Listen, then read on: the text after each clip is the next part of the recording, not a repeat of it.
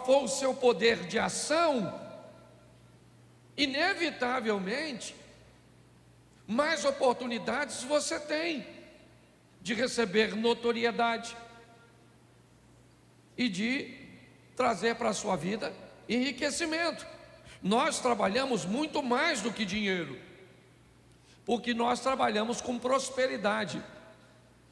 E riqueza me parece que é ter muito de uma coisa só.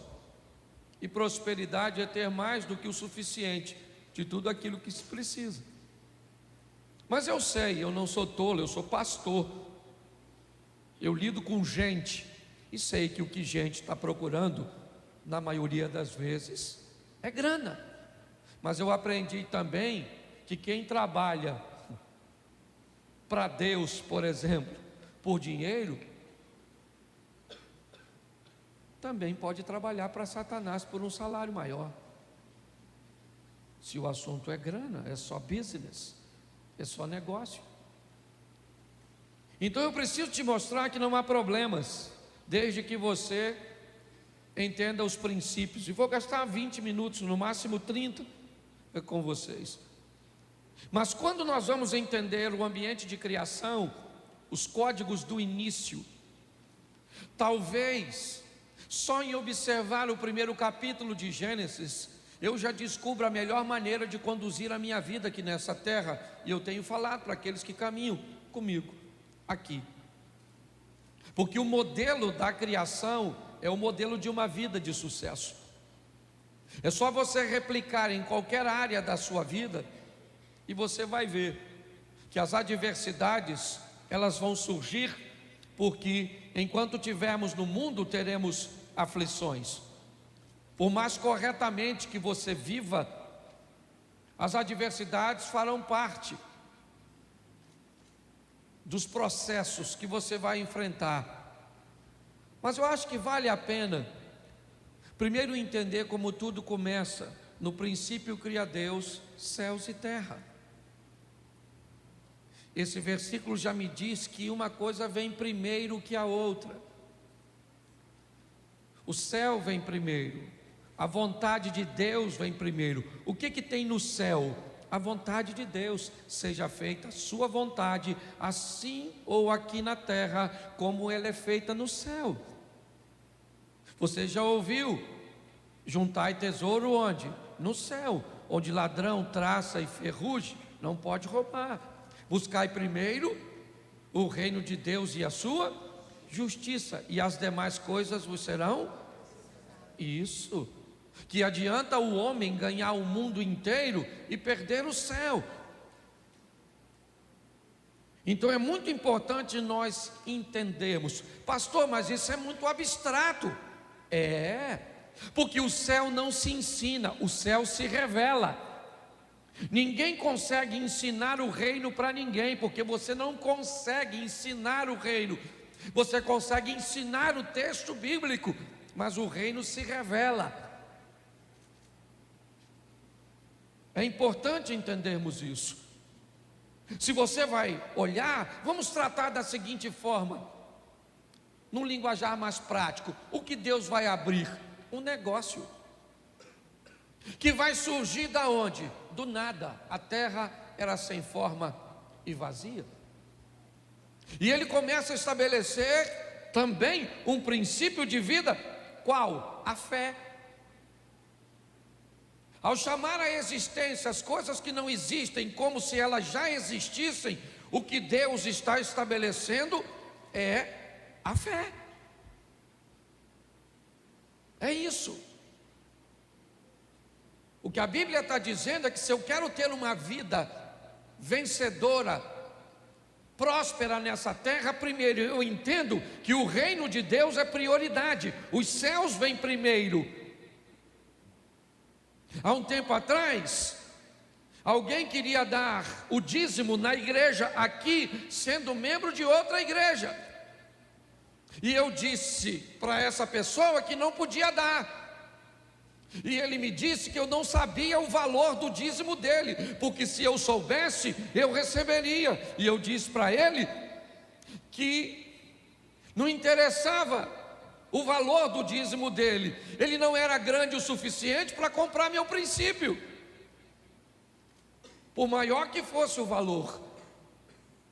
Nós precisamos entender que os princípios não podem ser quebrados, que os céus vêm primeiro, que a fé é base de vida, é assim que funciona, e que a primeira coisa que Deus vai criar é luz,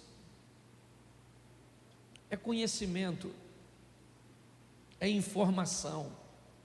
Antes de fazer qualquer coisa, Deus diz: haja luz.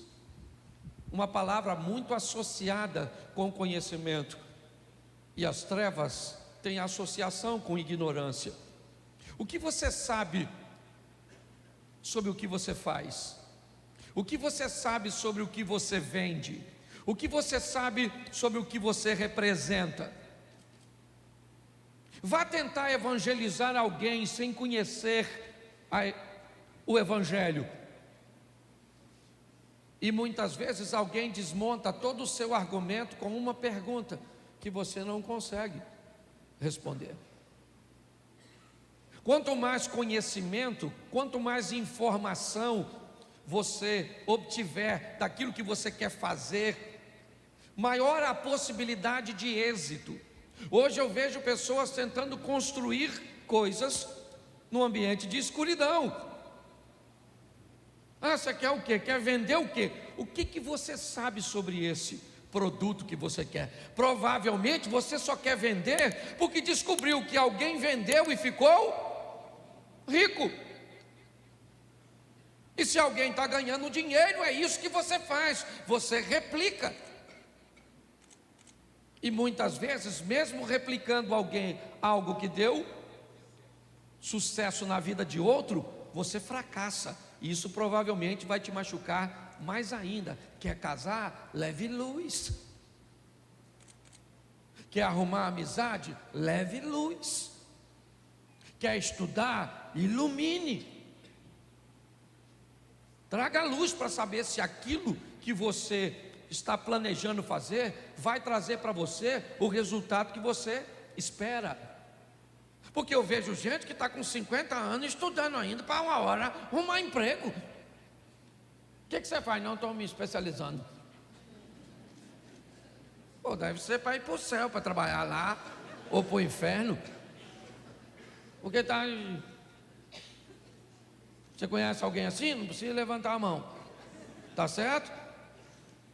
Mas é importante nós entendermos isso. E aí eu peguei 3 exemplos rapidinhos aqui. Dá para botar o texto para mim, Henrique? Dá? Então coloca aí. 2 Crônicas, capítulo 29, verso de número 8. Vamos lá rapidinho. 2 Crônicas 29, 8. Por isso a ira do Senhor caiu sobre Judá e sobre Jerusalém, e ele fez deles objeto de espantos, horror e zombaria, conforme vocês podem ver com os seus próprios. Preste atenção, estou falando de Ezequias. 25 anos de idade tem esse garoto, esse jovem, quando assume a bomba, o reino falido deixado pelo seu pai. Pensa num cara, Zé Mané, Zé Ruela, é o pai de Ezequias. O nome dele é Acais. O cara foi tão ruim, Eliezer, que até na hora de enterrar ele, não botaram no mesmo túmulo dos outros que estava morto. Parece que o defunto ia reclamar: não põe aqui. Pegaram ele e falaram: isso é ruim demais, bota num sozinho aí para não ter reclamação. Quem sabe ele não ressuscita na ressurreição do Cristo. E aí o reino caiu na mão de um garoto de 25 anos de idade. Porque problema não tem idade para aparecer, meu filho. A hora que ele chegou, problema só cria 2 tipos de pessoa: a vítima ou os fortes. É assim que funciona. E se está ferido e acha que sua saliva tem substância terapêutica, lamba.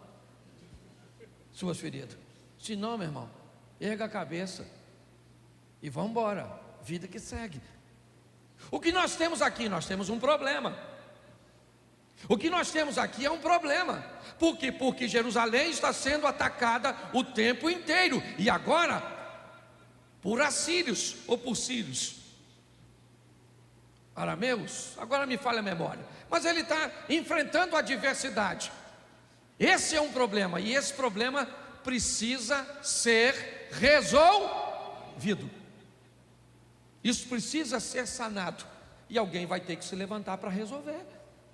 Mas como é que eu resolvo um problema? Pastor, eu não sei como resolver. Capítulo 29 ainda, põe para mim, verso 5, volta aí. E disse: escutem-me, levitas, consagrem-se agora, e consagrem o templo do Senhor, o Deus dos seus antepassados, e tire tudo que é impuro do santuário. Verso seguinte: nossos pais foram infiéis, fizeram o que o Senhor nosso Deus reprova e o abandonaram, desviaram o rosto do local da habitação do Senhor e deram-lhe as costas. Verso 7: também fecharam as portas do pórtico, apagaram as lâmpadas, não queimaram incenso, nem apresentaram holocausto no Deus, ou no santuário para o Deus de Israel. Preste atenção.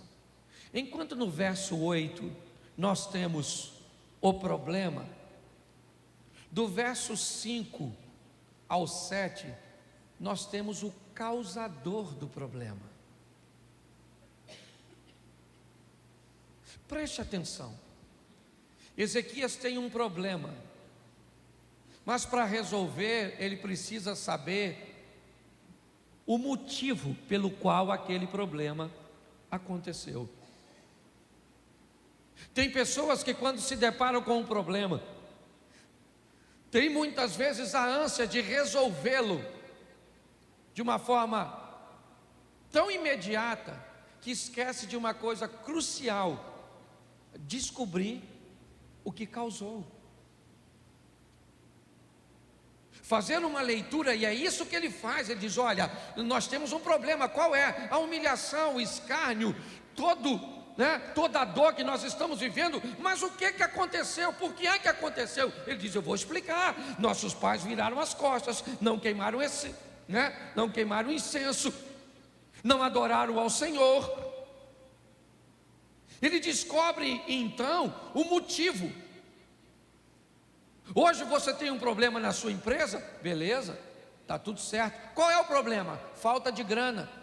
Qual é o problema? Eu não vendo. Qual é o problema?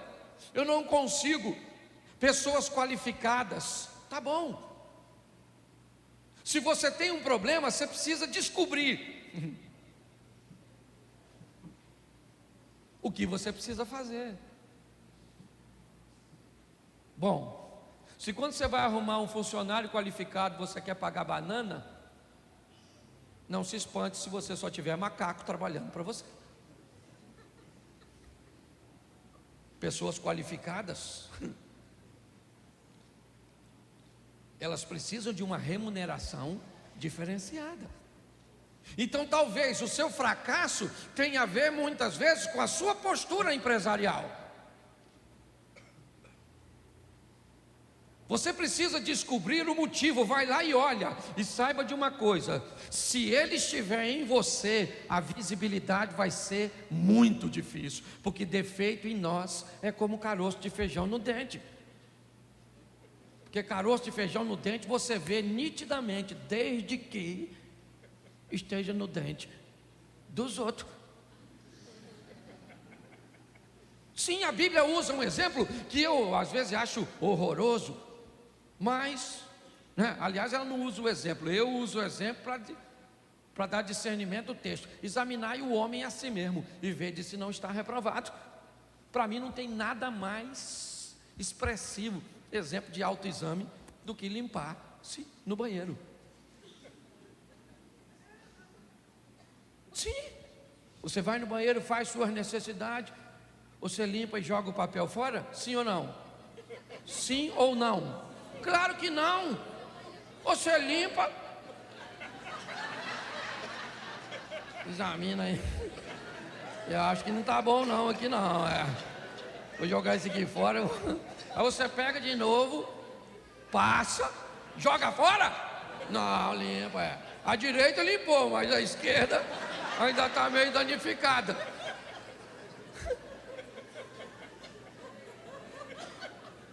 Mas é verdade ou não? Pode ser feio, mas que é esclarecedor, é. O que Ezequias faz? Ele olha e diz: gente, olha só, nós estamos nessa situação por causa disso, porque não tem planejamento, porque não tem verdade, por causa de tudo aquilo que você já ouviu. Mas normalmente, dependendo da religiosidade que nós temos, o culpado não somos nós. Quem é? O diabo. O satangos. Pastor, o inimigo está furioso com a minha empresa. Nossa, sua empresa deve ser extraordinária. O diabo se levantar só contra você. Você deve ser. Então, você pare e gaste um tempo, invista um tempo. Chame alguém de fora às vezes, alguém que pode te dizer. E por favor, se alguém te disser uma verdade dura, aceite, porque tem gente que paga caro para alguém ir lá e dizer onde o problema está, e depois que a pessoa vai embora não resolve. Então o cara falou: nós estamos lascados, rapaziada. Esse Zé Mané aí está invadindo a gente aqui, botando para quebrar em nós. E alguém falou: por quê? Ele falou: eu vou falar para você, por causa dos nossos pais, umas besteiras que eles fizeram lá atrás, e nós estamos lascados. E agora, quem poderá nos defender? Ele disse: o Zequias. É para isso que eu vim, para resolver essa pendenga. E eu gosto disso. Versículo 10, bota aí rapidinho, meu filho. Ajuda aí, o irmão. Isso. Pretendo, pois, agora fazer uma aliança com o Deus de Israel, para que o fogo da sua ira se afaste de nós. Eu gosto do Zequias, 25 anos de idade. É novo, mas é macho. Ele falou: o negócio é o seguinte, meu irmão. A casa caiu. Estou resolvido a mudar essa história. Mudar o quê? Acender as lâmpadas que papai apagou, abrir as portas que papai fechou, contratar os sacerdotes que papai demitiu. Se nós mudarmos a nossa postura, inevitavelmente o resultado vai mudar, gente. Nós estamos ouvindo isso o tempo inteiro, tempo inteiro, tempo inteiro. Deus falando através dos preletores. O cara olhou e ele fez tudo certinho, tudo. Pensa num cara maneiro, o Zequias. Restituiu o culto, celebrou a Páscoa, retirou a oferta. O cara fez tudo certo. E quando você faz tudo certo, qual é a canção que você gostaria de cantar?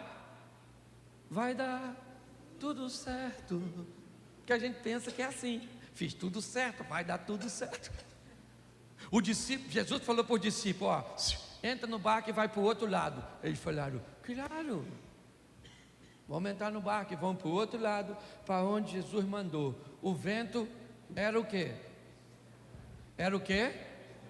Era o quê? Contrário? Mas quem mandou eles irem? Então o vento tinha que estar soprando com onde? Mas não estava. Porque às vezes você pensa que obedecer te dá o direito de que tudo vai dar certo. Esse cara fez tudo certinho. Mas dá uma olhadinha nesse texto aqui. Capítulo 32, verso de número 20. 2 Crônicas 32, 20. Por isso o rei Ezequias e o profeta Isaías, filho de Amós, oraram aos... O que eles fizeram? Eles fizeram o quê? Oraram. Sim ou não? Sim. E por que ele está orando? Você sabe por que esse cara está orando? Porque ele já fez tudo o que podia fazer e agora não tem mais nada que ele possa fazer. Então, por favor, deixe para orar no final. Pastor, mas eu não tenho que orar no começo? Hoje não. Primeiro você trabalha, você estuda, você ilumina, você faz tudo, você faz tudo que você puder. Aí não deu certo, pastor, eu fiz tudo certinho. Ele falou, então meu filho, vai lá e dobra seu joelho e fala com Deus. Porque Ezequias fez tudo. Sabe o que aconteceu? O inimigo mais poderoso da terra naquela época, um tal de Senaqueribe, um cara fera, cercou a cidade do Ezequias. Não tem rota de fuga, não tem nada. O Ezequias chamou Isaías e falou, Isaías, meu filho, está vendo isso aí? Ó? A gente faz as coisas tudo certinho. Ó. É isso aí que Deus faz com a gente.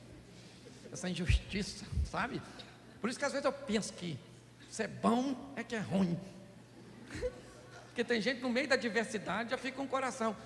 Ezequias falou, Isaías, meu filho, olha você naquele meio, ó. Está pensando que é papai que está aqui. Sou Acaz não, rapaz, sou Ezequias. Vamos falar com Deus. E falou com Deus. Eu imagino que ele deve ter falado assim, orando, Senhor, olha aí o Senaqueribe me ameaçando, falando que vai invadir. Ele falou mal do Senhor, viu? Estou fazendo fofoca não, mas se eu sou o Senhor, eu não deixo ninguém falar assim não. Aí Deus falou com o anjo, falou, dá um pulinho lá, resolve essa parada lá. Porque tem coisa, meu filho, que por mais expertise que você tenha, você não resolve. E se o mundo espiritual se levantar contra, você não acredita no mundo espiritual não? Vai ver quando você morrer. Vai ver. Ou com asinha ou com chifrinho, mas vai ver. Para onde você vai, eu não sei. Eu já não sei nem para onde eu. Quanto mais você. Eu já falei isso aqui, né? Que no céu nós vamos ter 3 surpresas. Qual é a primeira? Cheguei, cara. Eu vim, maluco. Nossa, tô surpreso. Segunda surpresa? Você aqui. Nossa, o céu já está mal frequentado. Terceira surpresa. Cadê fulano? Não veio, alguém tinha que ficar, é ou não é? Então pare, entenda uma coisa. Você está rindo? Tem uma coisa nessa vida que ninguém pode fazer por você, sabe o que é? A sua parte. A sua parte não faz. O tal do Moisés, lembra do Moisés? Moisés, lembra dele? Moisés, aquele lá, o gaguinho. Lembra dele? O dia que Deus foi dar uma dura nele, que ele tinha mexido na água. Lá. Falou, qual é, Moisés? Não mandei você. Foi lá com ele. E Deus falou, que é uma obra, rapaz? Vai ser homem. Que feliz. Olha só. O Moisés está lá. O faraó está vindo. O Moisés falou, vou orar, gente. Vou orar. Para Deus dar um livramento. E orou. Deus falou, Moisés. O faraó está vindo. Não é hora de... O que você tem na mão? Um cajado. Então, meu filho, acorda, Moisés. Bota o cajado e abre esse mar. Porque o milagre vai acontecer com aquilo que você tem na mão. Não interessa se é pouco ou é muito. O que interessa é o Deus que está por detrás de você. Pare de orar para a dificuldade. É assim que funciona. Eu gosto desse camarada, por quê? Porque ele ora e Deus manda um anjo só, nem manda 2, que é para não ter problema de fogo amigo.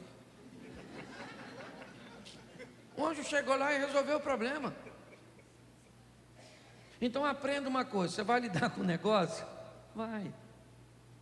Faça tudo o que você puder, dentro dos princípios. E quando não funcionar, aí você vai lá e faz o que a Bíblia manda você fazer. Fala com o chefe dos crentes. Vai lá direto na diretoria. Fala, Senhor, não pede ninguém para ir não. Vai você direto. Fala, Senhor, eu vim aqui falar com o Senhor, não quero saber de ninguém.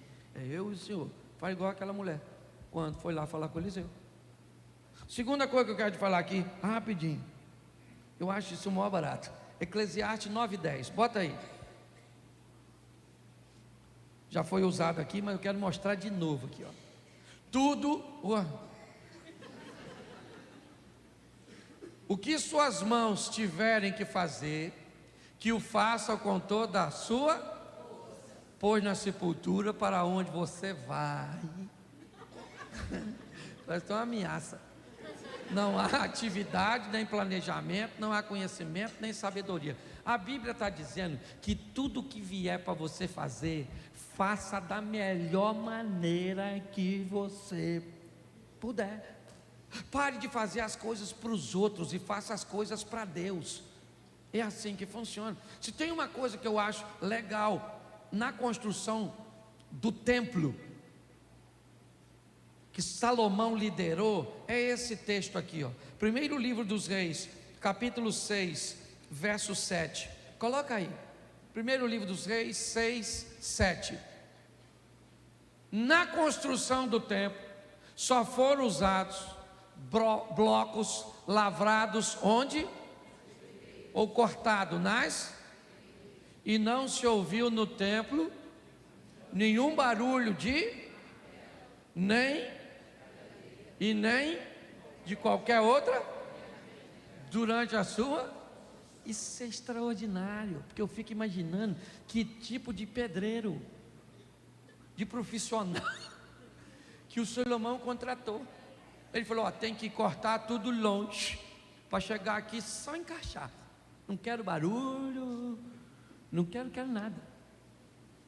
O que esse texto está dizendo é que alguém que entra para fazer a obra do Senhor tem que ser bom naquilo que faz.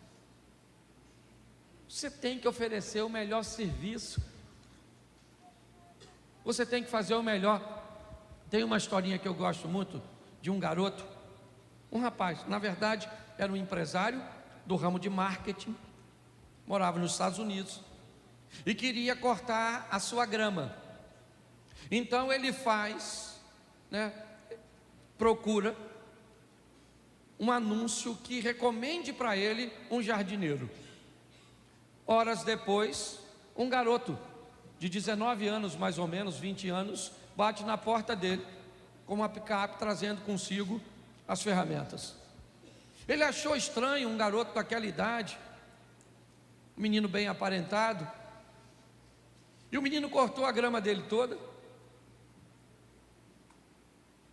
podou, botou tudo dentro de sacos, botou na picape, e ele ficou olhando aquele garoto prestando um serviço tão legal,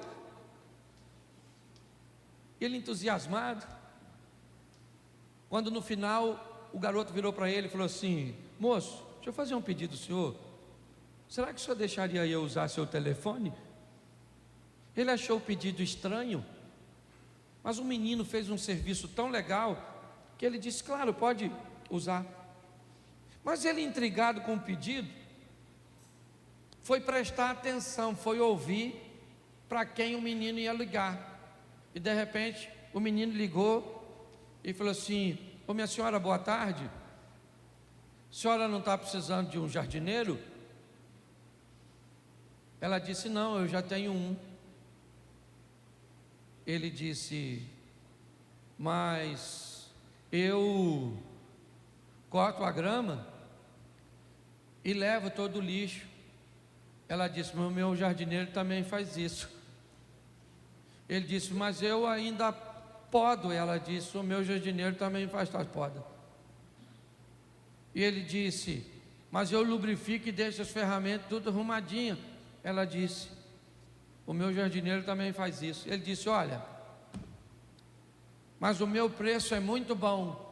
Ela disse: mas eu estou muito satisfeito com o preço do meu jardineiro. Aí ele disse: ó, tá bom, muito obrigado pela atenção, e desligou o telefone. Aí o homem que estava ouvindo disse para ele: acho que você perdeu uma cliente. E ele disse: não, o jardineiro dela sou eu, só estava fazendo uma pesquisa de satisfação.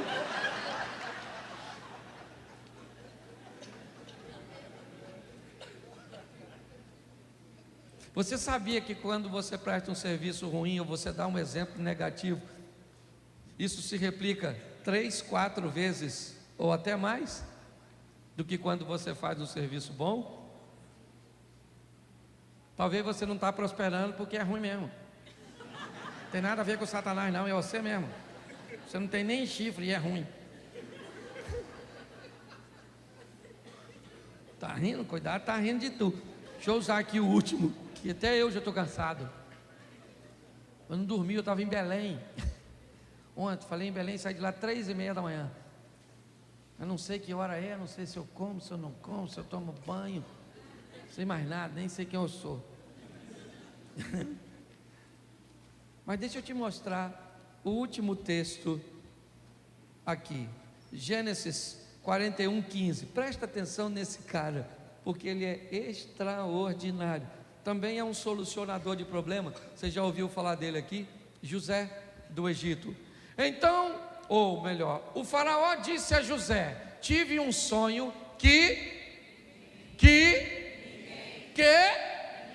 ninguém consegue, mas ouvi falar que você, ao ouvir um sonho, é capaz de interpretá-lo. Esse cara vai virar um governador? Por quê? Por que ele vai virar um governador? Porque ele é capaz de solucionar um problema que ninguém soluciona, meu filho. Você quer fazer o que todo mundo está fazendo? Vai acontecer com você? Nada. Você tem que falar assim: o que eu tenho que solucionar? Algo que ninguém soluciona. Um cara estava estudando, lendo, e começou a ficar cansado. E aí, para desestressar, para dar um alívio, em seu momento de estudos, ele abriu a porta e foi caminhar no jardim. Quando de repente ele volta para dentro de casa, ele olha para suas pernas, está cheio de carrapicho. Ele começa a tirar os carrapichos, essa praga, colou tudo aqui. Aí ele pensou: como é que esse carrapicho colou aqui no meio? Ele não tem cola. Aí ele botou numa lupa, levou para um microscópio e criou o velcro. Aí toda vez que você faz assim, ó, num velcro, ele ganha dinheiro, porque ele pensou em algo que você não pensou. Presta atenção, esse cara vai resolver um problema que ninguém pode resolver. Pelo menos foi o que o faraó disse para ele. Olha só: tive um sonho que ninguém, mas eu ouvi falar que você, ao ouvir um sonho, você é capaz de...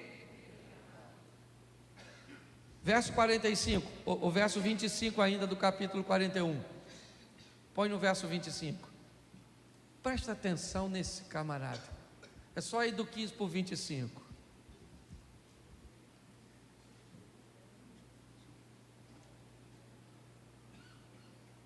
Só um minutinho que eu dei o versículo errado. Isso. É o verso 16, perdão, primeiro. Olha o que José falou. Respondeu-lhe José: isso não depende de... Ou seja, interpretar não depende de... Mas Deus dará ao faraó uma resposta. Preste atenção no que esse cara está respondendo. Ele está conversando com quem?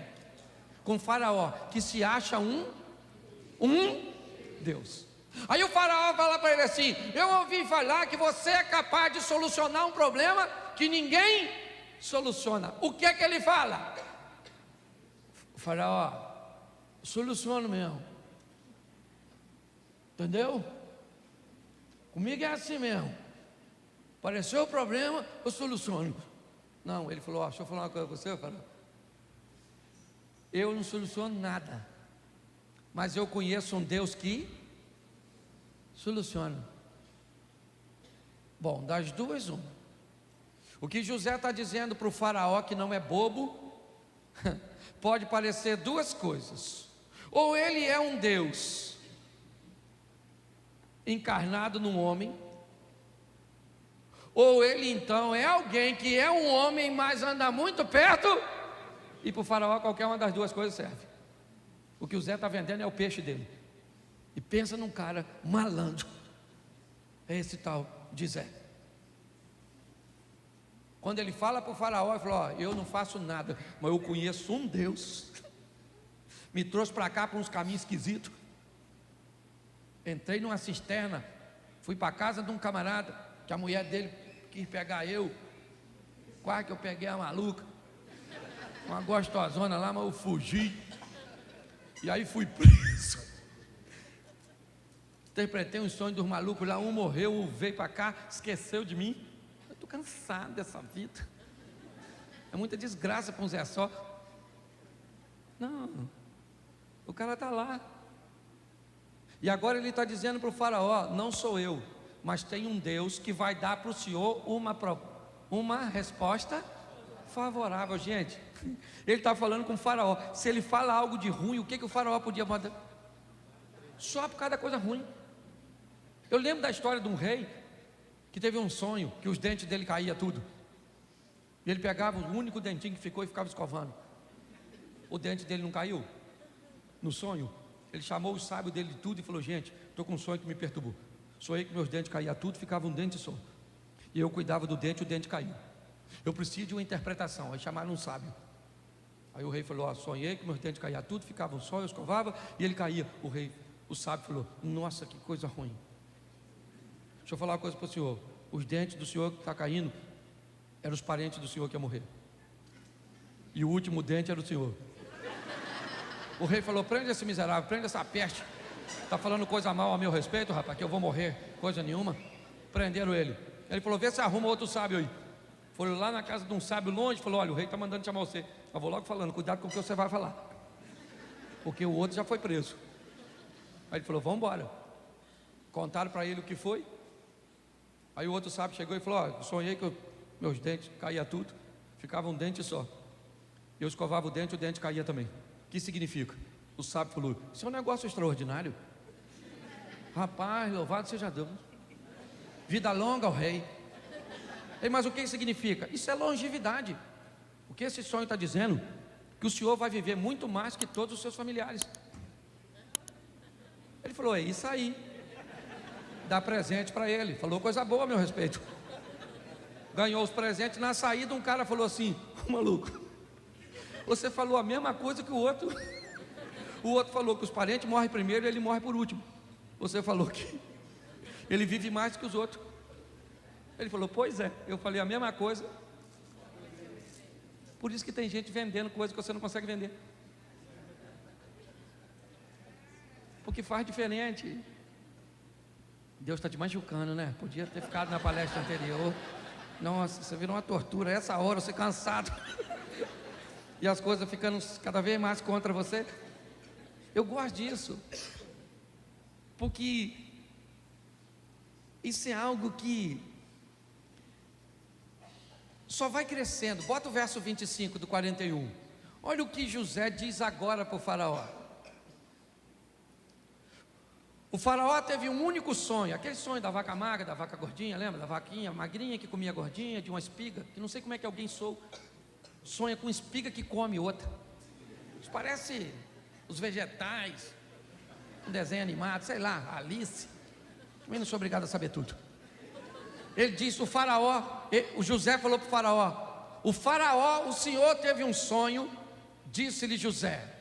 E o que aconteceu nesse sonho? Deus revelou o que está para. Cara, esse José é fera. Olha o que ele fala para o faraó. Aí, faraó, Deus está conversando com o senhor. No versículo anterior, ele disse que Deus conversava com ele. Eu não interpreto o sonho, mas eu conheço um Deus que se colocou lá Agora ele diz para o faraó: aí, faraó, Deus está falando com o senhor algo que vai acontecer. José sobe, mas leva o faraó com ele, porque quem segura os outros embaixo também tem que ficar embaixo quando você quer impedir alguém de crescer. Tenta segurar alguém para que ele não cresça e você vai ver o que acontece contigo. Você não tem oportunidade de crescer, você está gastando tanto tempo, sabe, para lutar contra o sucesso dos outros, que o seu também não acontece. Eu gosto desse cara porque ele agora fala para o faraó: Deus está falando com o senhor sobre o futuro, faraó. Eu imagino o faraó, é isso aí mesmo, um Deus conversando com o outro. Pô, esse Zé é maneiro, hein? Fala as coisas que a gente gosta. Parece estelionatário. Ficou ruim agora, né? Põe o verso 32. Eu gosto desse diálogo, que ele é muito maneiro. Olha o que José fala. Ó, aí quem trabalha com venda. O sonho veio ao faraó 2 vezes, porque já foi decidido por Deus que se apressa em realizar. Escassez. Faraó, não dá para pensar muito. Apressa, faraó. Apressa. Pô, se esse cara não é malandro, se não há sabedoria, aliás, é um sábio conversando com o outro, que nunca discuta com um tolo, porque senão ele te leva para o campo de batalha dele e te lasca. Não adianta discutir com. Se um tolo falar que tomate é maçã, deixa ele fazer salada. Quando nós olhamos aqui, o que o faraó quer? Alguém que interprete o sonho, sim ou não? Só isso. Mas olha o que José diz no verso 33, depois de dizer que havia pressa. Procure agora, ó faraó, procure o quê? Procure o quê, faraó? Um homem,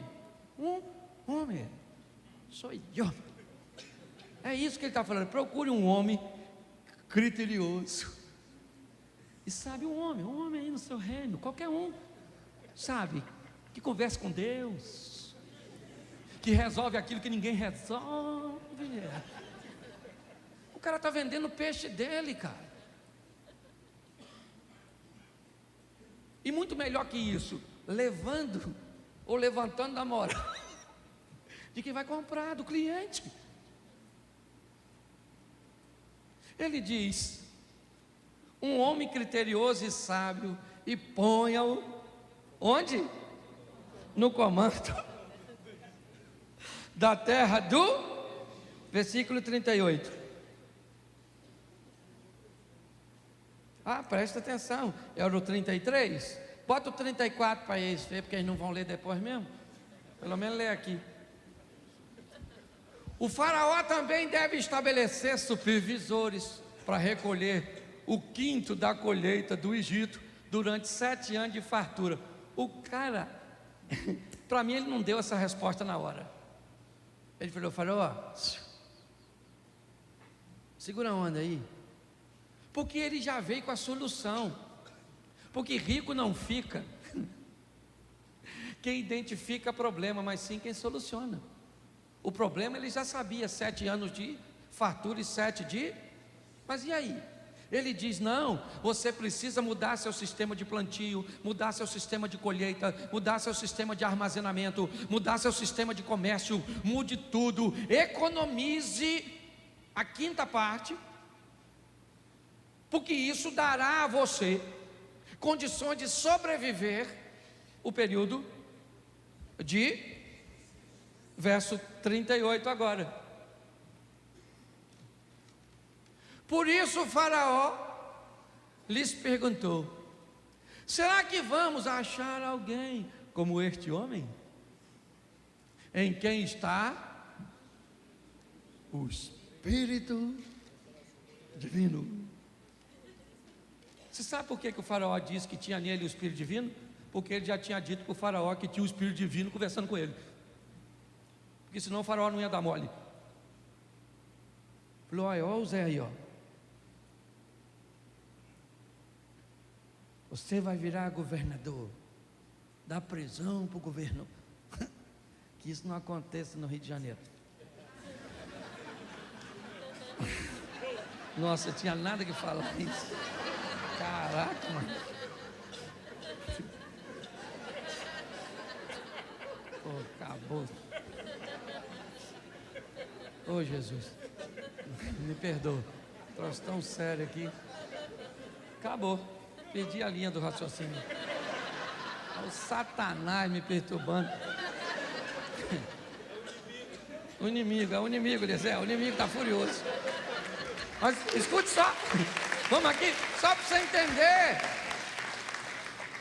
Só para você entender, o cara virou governador.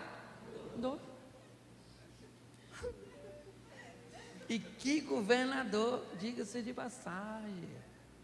Ele podia ir na casa do Potifar, que botou ele na cadeia. Falei, aí maluco, sou governador dessa jossa agora. Fala aí que eu peguei sua mulher, fala aí, maluca. Não peguei você porque não quis, ficava me dando mole, fericido.